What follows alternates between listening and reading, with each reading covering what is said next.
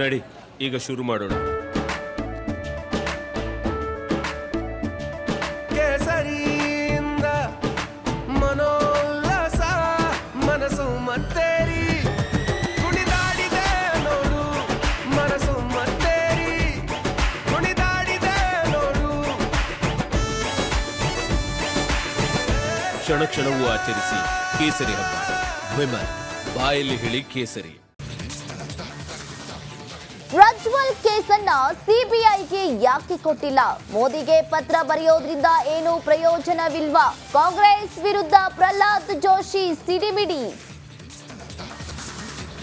ಬೆಳಗಾವಿಯಲ್ಲಿ ಪಾಗಲ್ ಪ್ರೇಮಿ ಹುಚ್ಚಾಟ, ಪ್ರೀತಿಯನ್ನ ನಿರಾಕರಿಸಿದ್ದಕ್ಕೆ ಯುವತಿ ಮನೆ ಮೇಲೆ ಕಲ್ಲು ತೂರಾಟ, ಯುವಕನ ಪುಂಡಾಟಕ್ಕೆ ಕುಟುಂಬಸ್ಥರ ನರಳಾಟ. ಧಾರಾಕಾರ ಮಳೆಗೆ ಧರೆಗುರುಳಿದ ವಿದ್ಯುತ್ ಕಂಬ, ಕರೆಂಟ್ ಇಲ್ಲದೆ ಗ್ರಾಮಸ್ಥರ ಪರದಾಟ, ಕಚೇರಿಗೆ ಮುತ್ತಿಗೆ ಯತ್ನ, ಪವರ್ ಕಟ್ ಆಗಿ 2 ದಿನ ಕಳೆದ್ರೂ ಕೂಡ ಅಧಿಕಾರಿಗಳು ಡೋಂಟ್ ಕೇರ್.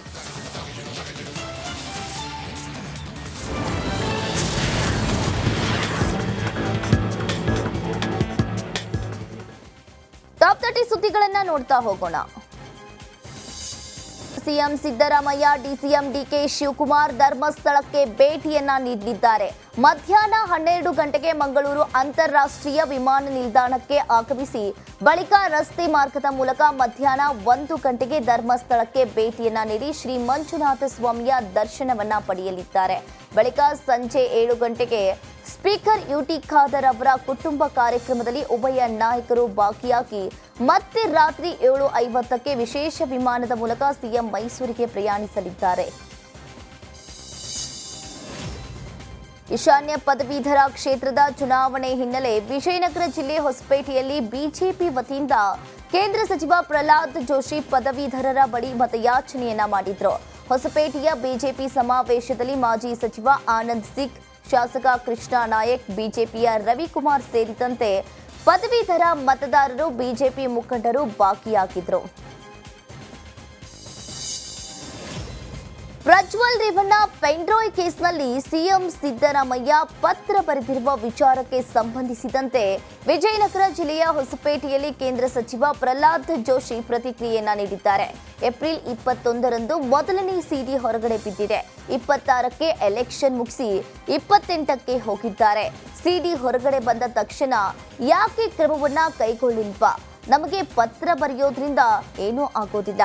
ರಾಜ್ಯದ ಪೊಲೀಸರು ಅಥವಾ ಕೋರ್ಟ್ನಿಂದ ಯಾವುದಾದ್ರೂ ಆದೇಶ ಬರಬೇಕಾಗುತ್ತೆ ಅಂತ ಕಾಂಗ್ರೆಸ್ ವಿರುದ್ಧ ಜೋಶಿ ಕಿಡಿಕಾರಿದ್ರು. ಯಾವುದೇ ಡಿಪ್ಲೊಮ್ಯಾಟ್ ಪಾಸ್ಪೋರ್ಟ್ ಇತ್ಯಾದಿ ರದ್ದು ಮಾಡಲಿಕ್ಕೆ ಅದರದ್ದೇ ಆದಂಥ ಪ್ರೊಸೆಸ್ ಇದೆ ಮತ್ತು ಡಿಪ್ಲೊಮ್ಯಾಟ್ ಪಾಸ್ಪೋರ್ಟ್ ರದ್ದುಪಡಿಸಲಿಕ್ಕೆ ಈಗ ಅವರು ಕೋರ್ಟ್ನಲ್ಲಿ FIR ಇತ್ಯಾದಿ ಫೈಲ್ ಮಾಡಿದ್ದಾರೆ. ನಾ ಕೇಳೋ ಪ್ರಶ್ನೆಗೆ ಇವತ್ತಿನ ತನಕ ಸಿದ್ದರಾಮಯ್ಯ, DK ಶಿವಕುಮಾರ್ ಮತ್ತು ಪರಮೇಶ್ವರ್ ಅವರು ಉತ್ತರ ಕೊಟ್ಟಿಲ್ಲ.